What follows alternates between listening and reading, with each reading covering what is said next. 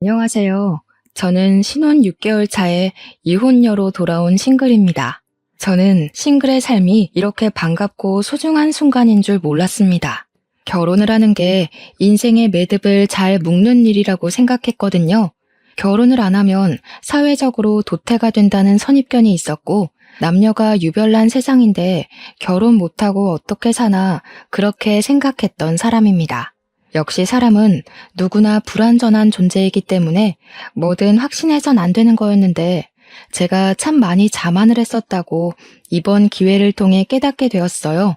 결혼, 그거 꼭 필요한 거 아니더라고요. 내게 필요하다면 습득해도 될 문화 정도인 게 결혼이 아닌가. 이젠 그렇게 생각해 봅니다. 저는 일단 결혼을 통해서 대인 사람입니다. 그래서 결혼이 인생에서 필요 없다는 결론을 내렸고, 제 이름 석자를 더 뜻깊게 남기고 100세 인생 마무리하는 것이 행복한 일이라고 마음을 바꿨어요. 인생이 얼마나 긴데 한 가지만 바라보고 가겠습니까? 이렇게 변심하기도 하는 거죠. 그래서 저는 저를 위해서 남편을 과감하게 버렸습니다. 그런 나쁜 놈은 함부로 방생하면 안 되는 건데 저 말고 다른 피해자가 나오지 않기만을 바라는 마음으로 이 사연을 쓰게 되었어요. 비록 몽타주를 설명해드리진 못하나 이런 썩을 놈도 같은 하늘 아래 존재한다는 걸 꼭 기억하셔서 몸살이시길 바랍니다. 제게는 가난하지만 성실하고 목표만 꾸준히 바라보며 달리는 남편이 있었습니다. 남편은 가난하다는 말 그대로 태초부터 형편이 좋지 못했던 사람이었어요. 일단 남편은 고아입니다. 어릴 적 일찍 부모님을 잃고 혼자가 되었다고 했어요. 남들은 캠퍼스 생활 누리려고 설레하며 성인이 되길 기다릴 때 남편은 조금 다른 의미로 성인이 되기만을 기다렸습니다. 부모님 없이 홀로 서기를 빨리 시작했던 남편은 일단 돈이 필요했다고 했어요. 그래서 20살이 되자마자 눈칫밥 먹으며 지냈던 친척 집을 나와 독립을 했고 바로 아르바이트를 시작했다고 했습니다. 남편이 가난한 형편이었다고 해서 돈 하나만 보고 달렸던 건 또 아니었어요. 돈을 벌더라도 자기 미래를 길게 책임질 수 있는 수익처가 필요했다는 겁니다. 그 어린 나이에 한참 철든 생각을 했던 남편은 오전부터 저녁까지 아르바이트를 마치고 오면 도서관에 가서 진로에 대한 공부와 자격증 준비를 병행하면서 미래를 대비했던 사람이었어요. 남편과 저는 같은 건설회사에서 만나게 되었는데요. 대학 졸업 후 취업해 갓 신인이었던 저와 달리 남편은 건설회사에서 밑바닥부터 시작하여 인맥을 통해 면접의 기회를 얻을 수 있게 되었고 어린 나이에 입사해 이미 팀장 자리를 맡고 있던 사람이었습니다. 저보다 나이가 1살은 어렸는데도 능력이 대단해서 남편에게 보이는 후광에 빠져든 여사원들이 한둘이 아니었어요. 남편은 잘생긴 편은 아니었지만 키가 크고 체격이 다부져서 여자들의 눈길을 끄는 타입이었고 일 외에는 사사로운 것에 관심이 없어서 더 매력적으로 보였던 사람이기도 했습니다. 그런 남편에게 눈길을 준 여자들 중 하나가 저이기도 했고요. 듣자 하니 남편은 이미 20대인 나이에 자기 앞으로 된 작은 상가 건물이 하나 있었고 전셋집을 세주고 있기까지 한다는 소문을 들었어요. 결혼 나이가 꽉 찬 여자들 눈에 남편은 그야말로 1등 신랑감이나 다름없었습니다. 그것을 오로지 남편 힘으로만 일궈냈다기에 부모님 지원만 받고서 편하게 길을 걸어온 제 입장에서도 남편이 너무 존경스러웠어요. 저는 아빠가 이제 좀 이름나기 시작한 탁주 회사를 운영하고 있어 제가 기억 못하는 어린 시절만 형편이 어려웠을 뿐 초등학교 때부터는 부모님께 물심양면 지원을 많이 받고 자랐거든요. 아빠가 탁주 회사 들어와서 일 배우고 회사 물려받아 보라 했지만 저는 도통 그곳에 관심이 없어서 제가 하고 싶은 건설에 도전을 하게 되었고 아빠도 저의 길을 응원해줬어요. 제가 다니던 건설회사는 그리 큰 규모가 아닙니다. 한 부서에 사원이 그리 많지 않았는데 제가 있는 곳에는 팀장인 남편 밑으로 사원이 4명 정도 있는 게 다였어요. 그래서 우리끼리 회식하면서 가볍게 술자리도 하다 보니 대충 어떤 사람이고 어떤 여건인지 서로 아는 정도로 친했어요. 제가 입사했을 당시는 회사가 좀 바빠서 신입사원 환영회를 좀 늦게 했었는데 제 부서에는 저만 신입이었던지라 늦게 환영회를 하는 만큼 제 얘기가 주가 될 수밖에 없었는데요. 옆에 앉은 동료가 저더러 회사 대표 딸이라는 걸 밝히면서 부잣집 아가씨라며 놀리더라고요. 만약 그 일이 아니었다면 제가 남편의 눈에 안 들지 않았을까 그런 생각은 가끔씩 해요. 그 부잣집 딸이라는 이미지 때문에 남편이 사적인 대화를 많이 걸어왔었거든요. 다들 대놓고 저희 집안 사정을 궁금해하고 꼬치꼬치 캐물으니까 결국 얘기할 수밖에 없었어요. 환영의 분위기를 망치고 싶지 않던 신입사원의 노력이었던 거죠. 어쨌든 제 집안의 배경을 그렇게 자연스럽게 밝혔는데요. 그날 이후부터 원래 사원들은 사적으로 각별히 챙기는 편은 아니었던 남편이 어느 순간부터 사원들 챙기기 시작했어요. 당연히 저한테도 커피며 간식이며 사주면서 어떤 날은 심심한데 저녁 먹고 가지 않겠냐고 물어보시고 되려 궁금한 게 있으면 물어보라고 하던지 저에게 친절과 관심을 줬습니다. 저보다 1살 어렸음에도 저는 남편을 저보다 연상처럼 느꼈고 그의 듬직하고 너른 배려에 홀딱 넘어가고 말았어요. 처음에는 남편이 주는 호의를 저 혼자 착각하는 감정이라 생각했지만 한 1년이 지나니까 남편이 제게 고백을 해줬고 저희는 그때부터 결혼을 전제로 만났습니다. 제가 만나면서 느낀 건데 남편은 참 돈을 잘 안 쓰는 사람이었어요. 연애 초반에만 바깥을 나돌았지 남편이랑 거의 집 데이트를 많이 했었습니다. 남편이 바쁘고 피곤하니까 그건 제가 배려할 수 있었던 일이라 무난히 넘어가긴 했어요. 다 큰 성인인데 바깥놀이 안 간다고 칭얼거리고 싶진 않았거든요.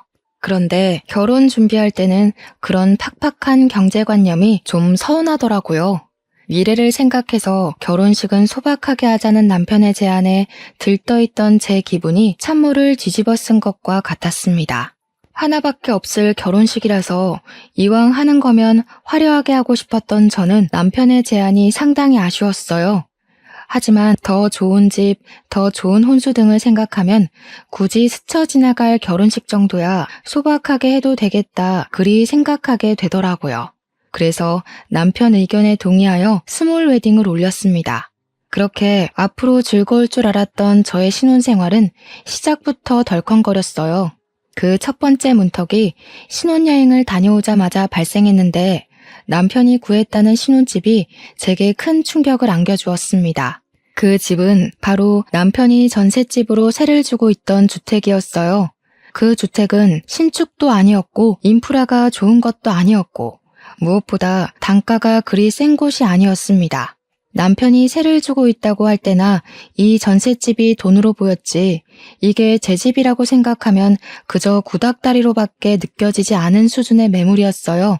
남편은 이전부터 이미 신혼집을 혼자 구해놨다며 제게 서프라이즈로 알려주겠다고 계속 신경 끄게 만들었는데 이런 식으로 판을 벌린 남편에게 서운함이 급격하게 몰려왔어요.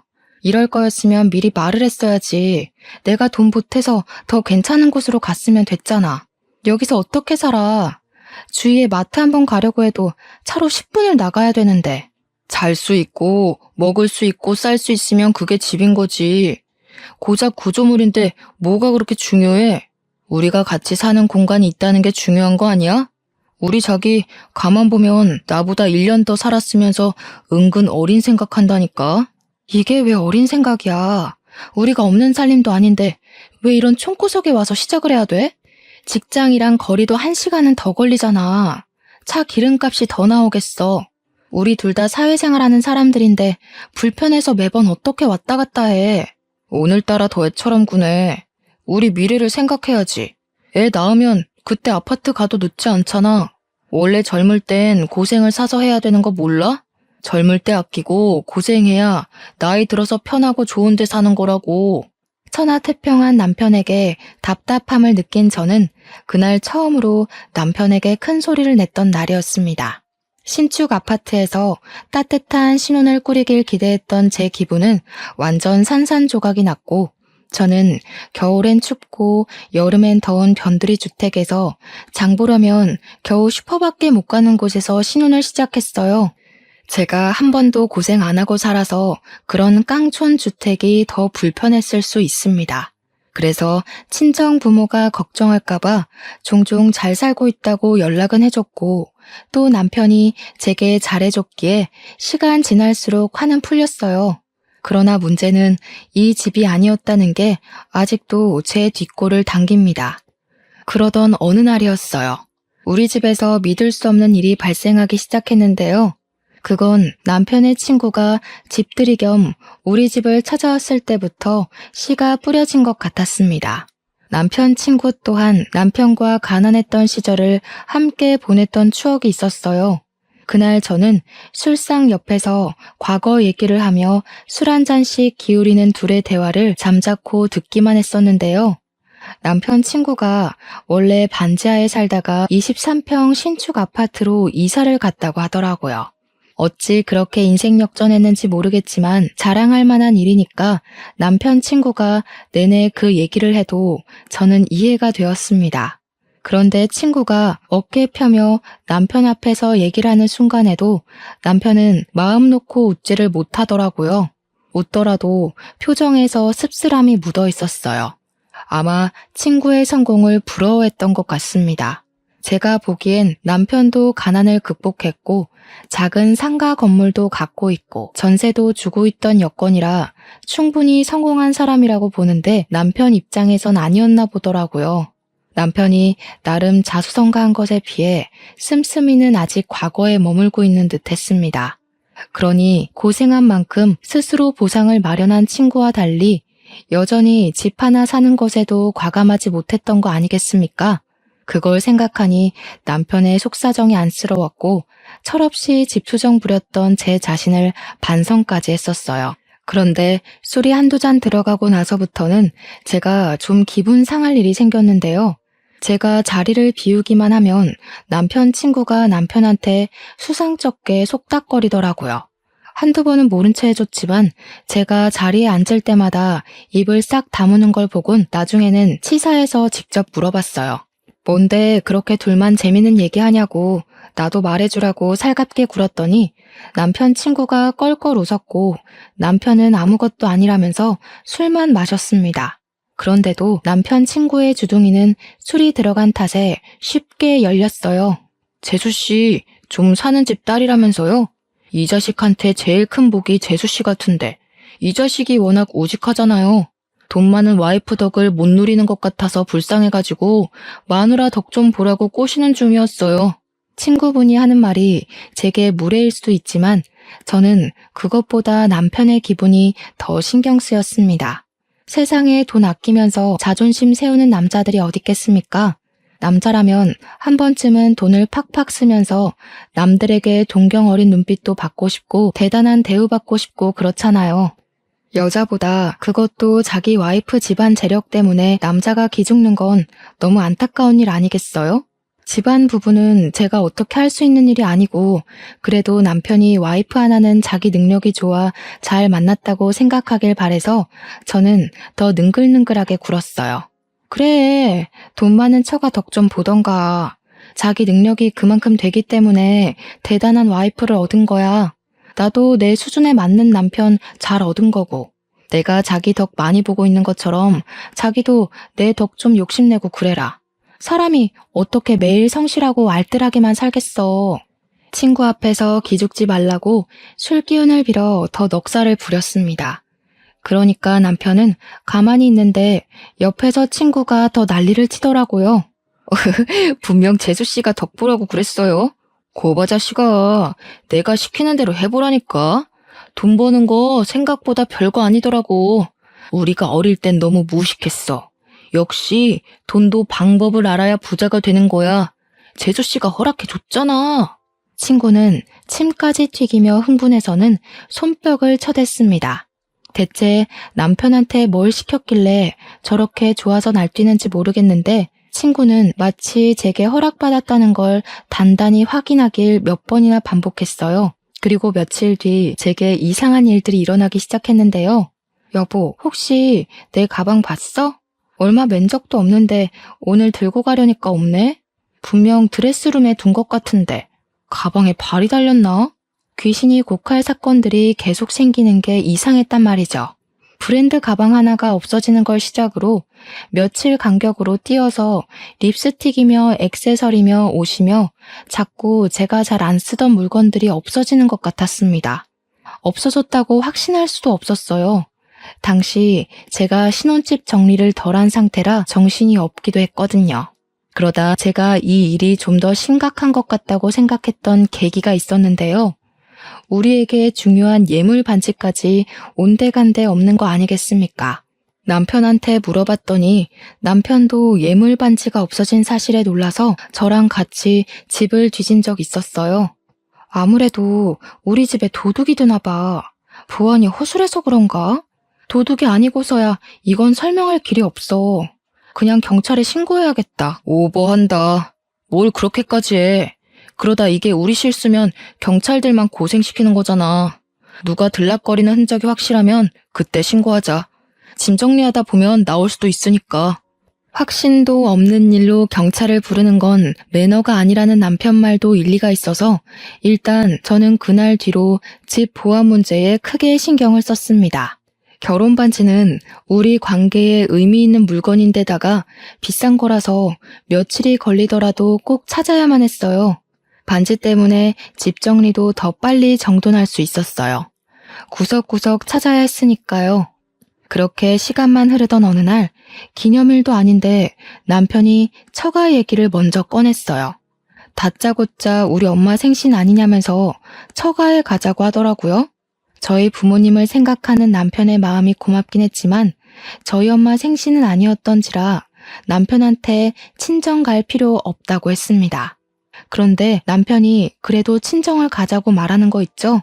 친정 가자고 졸랐던 적은 처음이라서 저도 좀 당황스러웠어요. 누가 보면 장인 장모랑 아주 각별한 사이인 줄 알겠어? 결혼식 때도 낯가리던 사람이 갑자기 왜 이렇게 살갑게 군대? 당신 부모님이잖아. 이젠 나한테도 부모님이나 마찬가지고. 두 분 얼굴 뵙고 싶으니까 그러지. 우리 신혼 다녀온 뒤로 한 번도 안 찾아가 봤잖아. 남편은 부모님이 일찍 돌아가셔서 안 계시기 때문에 부모님 지원을 받고 자란 저를 한 번씩 부럽다고 얘기한 적은 있었습니다. 그러나 그건 그거고 그렇다고 처가에 자주 가고 싶다고 한 적은 없었어요. 어쨌든 제 부모님을 생각해주는 마음은 고마운 거잖아요. 그 순간 저는 남편에게 좀 더 마음이 커졌어요. 처가 가자는데 감히 싫다고 할 와이프가 어딨겠습니까? 되레 신이 난 저는 바로 친정에 전화해 날을 잡았습니다. 그리고 그 주 주말 친정에 가려고 며칠 전부터 들떠 있었어요. 오랜만에 가는 거라서 이래저래 복장도 신경 쓰고 싶었습니다. 그래서 저는 작년에 엄마한테 받은 신발을 신고 가려고 옷장에 넣어놓은 신발 박스를 찾았어요. 근데 그게 또 없더라고요. 한동안 잊고 있던 도둑 사건을 다시 떠오르게 만들어준 순간이었어요.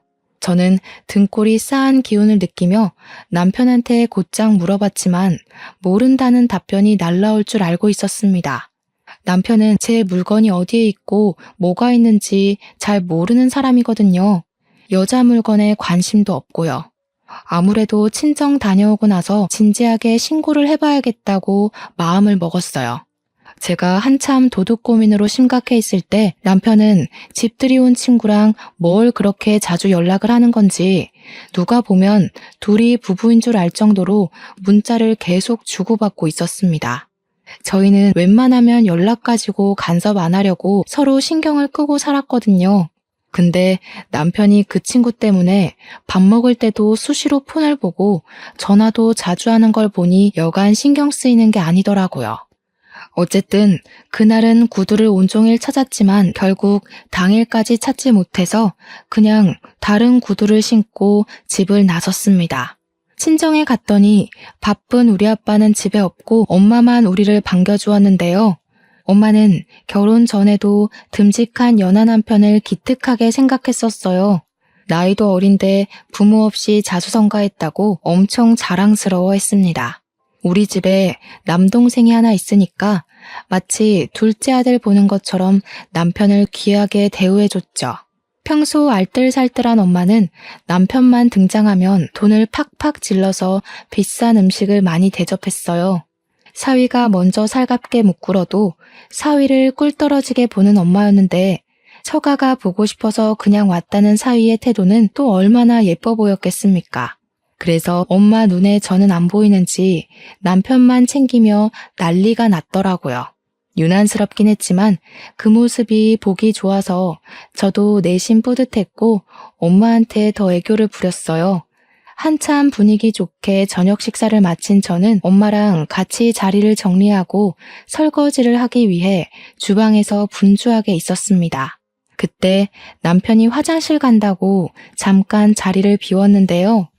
제가 설거지를 다 끝냈는데도 한참이나 안 오는 겁니다.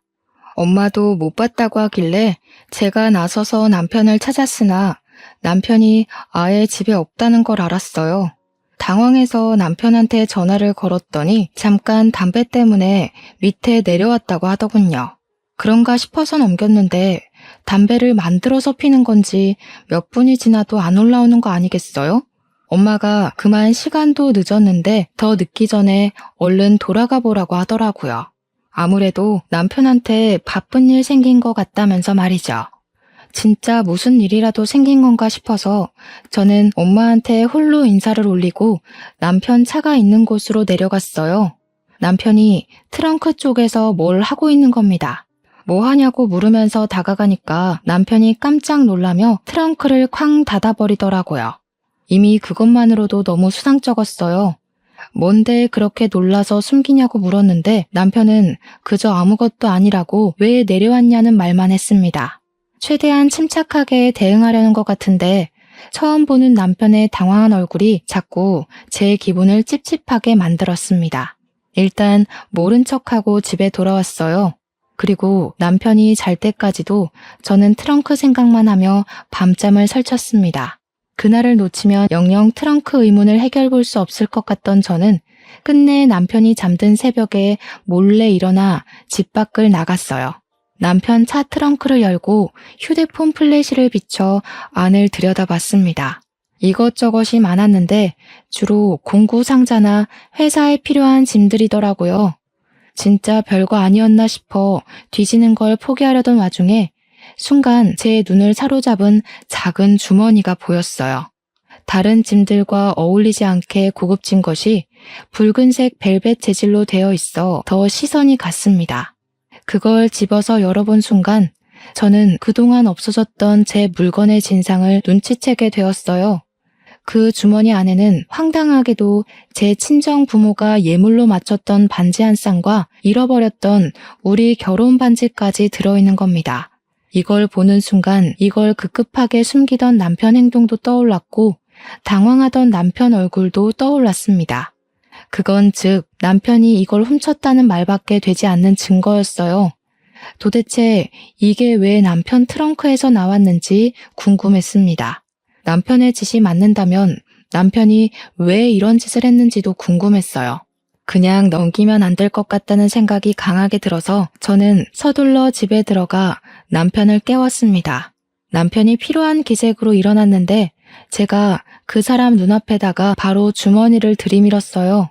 왜 우리 반지랑 부모님 예물 반지가 당신 차에 있냐고 따졌습니다. 그러자 남편이 화들짝 놀라면서 그 주머니를 뺐더라고요. 이걸 왜 당신이 들고 있어? 설마 내 차 뒤진 거야? 왜 남의 차를 함부로 뒤져? 진짜 소름 끼친다. 나 자는 사이에 차키 빼돌려서 차를 열어본 거냐? 당신이 도둑이야? 지금 누가 누구더러 도둑이래? 당신 입에서 그딴 소리가 나오는 게 맞다고 생각해? 우리 결혼 반지 어디 있는지 모른다면서. 그럼 이건 뭔데? 왜 거짓말해? 그동안 내 물건 안 보이는 것도 다 당신 짓이었어? 무슨? 잘 알지도 못하면서 생사람 잡지 마. 다짜고짜 새벽에 사람 깨워서 왜 이래? 앞으로 내 허락 없이 내 물건 손대지 마라. 아무리 부부라도 선은 지켜야지. 남편은 끝까지 자기 짓을 발뺌했어요. 그런 모습은 제가 의심하고 있는 정황이 사실이라는 걸 확인시켜주는 꼴밖에 안 되었습니다.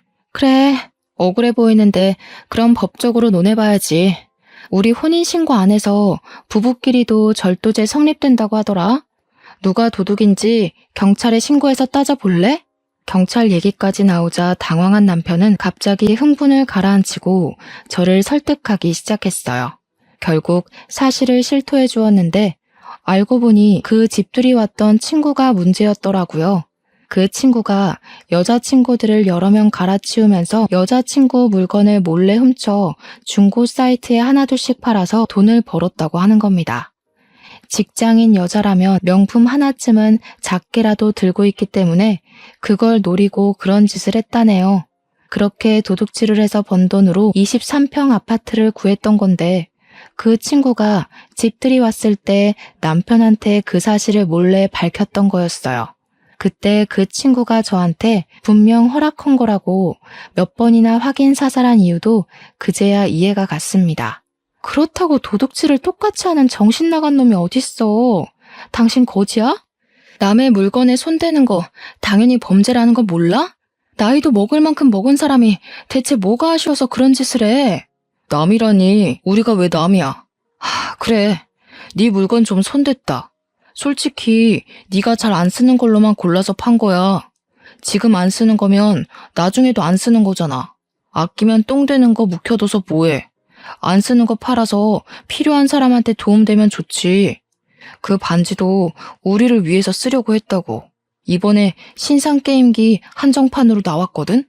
그거 하나만 사자. 우리 부부는 같이 할 만한 취미가 너무 없어. 이러면 오래 못 간대. 게임기? 이 와중에 게임 소리가 나와? 그리고 우리 결혼 반지가 왜 쓸모없는 거야? 어떻게 그걸로 게임기 사자는 소리를 할 수가 있어? 정신 나간 게 아니고서야 처가까지 가서 도둑질하는 게 말이 돼? 우리 부모님이 당신을 얼마나 아들처럼 생각했는데 우리가 목돈이 없기래 가난하기래 건물까지 가진 사람이 대체 왜 그랬냐고. 그러자 여기서 놀라운 사실을 하나 더 알았는데요. 남편이 말하길 건물은 자기 단독 명의가 아니라고 하더라고요. 7대3으로 계약이 된 건데 그 와중에 7은 남편의 또 다른 친구 몫이었고 남편은 3의 지분만 갖고 있는 상태라 했습니다. 불행 중 다행인 건 이 허름한 주택은 남편 개인의 것이 맞다고 하더군요. 어쨌든 그게 뭐가 중요한가요? 제가 알고 있던 남편의 재산과 실제 확인된 남편의 재산이 확연히 다른걸요. 기가 막혀서 왜 그런 사실을 숨겼냐고 따졌더니 그럼 제가 결혼을 안 해줄 것 같아서였다네요. 그 순간 우라통이 터져서 남편의 머리통을 한 대 쥐어박아 버렸습니다. 무슨 그런 철딱선이 없는 변명이 다 있어? 결혼 때문에 재산을 속여? 그래서 지금 내 물건까지 훔쳐서 돈을 벌어들였다는 거냐? 아, 서운하게. 결혼했는데 네 돈 내 돈이 어딨어? 서로 상부상조하는 셈인데 뭘 그렇게까지 생각해. 그리고 너 돈 많잖아. 굳이 내가 갖다 판 물건 아니더라도 먹고 사는데 지장 없으면서 나 좀 도와주면 안 되냐? 나 좋자고 그랬는 줄 알아? 다 우리 식구 잘 먹고 잘 살려고 돈 좀 불려보려던 건데 어떻게 외조를 도둑질이라고 할 수가 있어. 나야말로 서운하다. 외조? 도둑질이 상부상조라고? 내가 이 집 다 갖다 팔고 내조했다고 하면 너 같으면 이해가 되겠냐? 아무리 돈을 원해도 그렇지. 그럴 거면 차라리 나한테 빌려달라고 하던가. 어떻게 도둑질을 따라할 수가 있어. 그 친구 짓이 쓰레기인지 아닌지도 구분 못해? 똥인지 된장인지 꼭 처먹어봐야 아냐고. 남편은 자기 친구를 무시하지 말라며 제게 누나를 불아렸습니다. 그러면서 남자 자존심에 여자한테 돈 빌리는 짓은 절대 못한다며 저더러 남자 마음도 이해 못해주는 와이프 취급하길래 답답해서 정강이까지 걷어차줬어요. 도둑질하는 친구도 친구지만 그걸 기발하다고 쳤다라는 네가 더 가관이다. 이런 도둑놈 새끼를 자수성가했다고 존경한 내가 등신이지. 꼴도 보기 싫으니까 당분간 연락하지 마. 저는 남편에게 생각할 시간 좀 갖자고 하고 집을 나서려고 했어요. 그러니까 진짜 말문이 막혔던 게 남편이 저를 붙잡고 매달리면서 갈 땐 가더라도 반지는 주고 가라고 하는 거 아니겠습니까? 무슨 이런 거지 새끼가 다 있나 싶어서 발등을 콱 밟아버리고 나와버렸어요. 비명을 지르는 남편을 홀로 두고 바로 친정으로 내려와 버렸습니다. 친정 부모에게 반지를 돌려주면서 남편과 있었던 일들을 밝혔는데 친정엄마가 좀 많이 충격을 받았고 친정아빠는 자리를 들고 일어나 노발대발 화를 냈어요. 당장 사위 부르라고 전화를 하려고 하길래 제가 겨우 진정을 시켰습니다. 제가 남편 꼴을 보기 싫은 것도 있었고 돈에 눈돌아 있는 남편을 아빠가 잘못 건드렸다가 아빠 명예까지 실추되는 일이 생길까봐 걱정되어서 말려야만 했어요. 근데 남편이 먼저 찾아왔더라고요. 친정에 찾아와 용서를 막 구하는데 그때 친정 아빠의 반응이 걱정되었지만 다행히도 아빠는 사위에게 손찌검은 하지 않았습니다. 다만 남편을 문전박대하면서 아예 투명인간 취급만 하였어요. 자기한테는 이제 사위 같은 거 없다고 생각하며 살 거라고 남편을 매몰차게 외면했습니다. 그리고 아빠는 남편에게 선물로 줬던 차까지 뺏어버렸어요. 그날 남편은 친정에 자차 타고 내려왔다가 버스를 타고 집으로 돌아갔었습니다. 그 뒤로도 남편은 매일매일 제게 연락하면서 계속 사죄를 했고 다시는 실수 안 하겠다고 제발 돌아와달라 빌었습니다. 별거한 지 한 달이 되어가는 시기에도 남편의 용서는 계속되었어요. 그땐 친정엄마도 그만 사위를 용서해주는 게 어떻겠냐고 원래 도둑질하던 애가 아니었으니까 진짜 반성하고 잘못을 고쳤을 거라며 저를 설득했습니다. 그래서 저는 한 달 만에 다시 신혼집으로 가게 되었어요. 남편은 돌아와준 제게 고맙다고 연신 고개를 숙였지만 저는 남편을 냉대하면서 정말 용서한 거 아니니까 앞으로 조심하라고 단호하게 일러주었어요. 그 뒤로 남편은 정말 손버릇을 고친 듯 했습니다. 엄마 말대로 원래 도둑질을 할 줄 모르던 사람이었는데 그 망할 친구 새끼 때문에 저희 남편이 물들었던 거였구나 싶었어요. 저는 남편한테 그 친구랑 당장 절교하라고까지 간섭을 했는데요. 다행히 남편이 기분 나빠하지 않고 바로 수긍하며 제 눈앞에서 그 친구를 수신 차단하는 헌신까지 보였습니다. 그렇게 다시 제가 알던 근면 성실한 남편으로 돌아와서 저는 점차 안심해 갔어요. 그러나 스마트폰을 한번 쓰면 다시 예전으로 못 돌아가는 것처럼 한번 물들었던 손때가 다시 깨끗한 손으로 원상복귀될 수 없다는 걸 이번 기회에 깨닫게 되었습니다. 남편이 원래 돈을 아끼는 사람인데 어느 순간부터 제 생일이나 결혼기념일 뿐만 아니라 평소에도 한 번씩 거액의 선물을 사주면서 돈으로 마음 표시를 많이 하더라고요. 돈이 어디서 나서 계속 선물을 사주는 거냐고 남편에게 물었는데요. 에이, 우리가 없어서 돈을 못 썼나? 있는데 아끼느라 못 썼던 거지. 나 앞으로 당신한테는 돈 안 아끼려고. 마누라도 옆에 있을 때 잘해야 된다는 거 제대로 혼나서 정말 깨달았잖아. 당시엔 남편이 정말로 저랑 이혼할까봐 겁이 나서 제게 더 잘해주려는 거라고 생각을 했습니다. 그러나 그게 곧 그 뜻이 아니라는 건 같은 지붕 아래 사는 이상 들통날 수밖에 없었어요. 남편의 성의 표시에 고마워서 저도 남편 생일이 다가오는 시점에 고가의 시계를 선물해 주려고 구매했는데 남편이 씻는 동안 서프라이즈 해주려고 했거든요. 그때 가까이 있던 남편의 휴대폰이 윙윙 울리더라고요. 남편 베개 밑에 시계 상자를 숨기려다가 은연중에 남편에게 온 문자를 봤는데요. 무슨 애누리랑 배송 관련된 메신저 몇 개가 나열되어 있었고 또 그 위로는 의문의 여자들 문자까지 화면을 꽉 채우고 있었습니다. 남편 휴대폰 비밀번호를 몰라 자세히 확인해보진 못했지만 미리 보기로 떠있는 문구들만 자세히 봐도 이게 무엇을 뜻하는지 눈치챌 수 있었어요. 이 정신 나간 놈이 바람을 피우는 것 같더라고요. 연락하는 여자가 미리 보기에만 4명이 있었고 중고 제품 산다고 연락 온 사람들은 무려 10대명은 되어 보였습니다. 불륜 사실 때문에 머릿속이 새하얘져서 다른 건 신경 못 쓰고 있었는데 그 순간 설마 싶은 생각이 뇌리를 스치는 겁니다. 남편이 제게 사줬던 수많은 선물의 출처가 의심스러웠어요. 설마 내 물건을 훔쳐서 팔았던 것처럼 이 여자들 물건을 도둑질해서 번 돈으로 사온 선물이었나 싶더라고요. 저는 남편이 나오기 전 남편 휴대폰에 유심을 뺀 뒤 폰을 숨겼고 급하게 휴대폰을 찾는 남편을 모른 척한 뒤 남편 폰에 있는 연락처와 문자만 제가 갖고 있던 공기계로 옮겼습니다. 샅샅이 살펴보니까 내막은 더 가관이더라고요. 제가 미리 보기로만 봤던 여자들은 일부에 불과했고 동창부터 직장 후배에 신입사원에 소개받은 여자들까지 전부 남편이랑 사귀는 건 아닌데 썸 비슷한 관계를 유지하고 있는 듯 했어요. 그리고 웃기게도 이들에게서 온 문자에는 공통점이 있었는데 전부 다 하나같이 내 물건 뭐 없어졌는데 혹시 본 적 있냐고 묻는 질문이 한 번씩은 들어 있었습니다. 아니나 다를까 애누리 물어보는 사람들의 문자까지 확인을 해봤거든요. 진짜 경악을 금치 못했어요. 여자 명품 물건들을 찍은 사진과 함께 남편의 장사치 말솜씨가 아주 화려하게 펼쳐져 있더라고요. 너무 기가 막혔던 저는 남편한테 말도 안 하고 그 수많은 여자들의 문자를 전부 캡처했습니다.